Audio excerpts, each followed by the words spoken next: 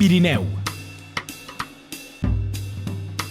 En català, tradicionalment, el nom de la serralada que separa la península Ibèrica de la resta d'Europa és el singular el Pirineu, encara que també puguem utilitzar el plural. Geogràficament, tot Catalunya Nord és Pirineu, de les Corberes fins a l'Albera i del Carlit fins a la Plana del Rosselló. Un port antic de la nostra costa rocosa, Pirene, associat al mite d'una princesa autòctona homònima enamorada d'Hèrcules, podria haver donat el seu nom al relleu proper i, més tard, al conjunt de la serralada. Amb quina arrel?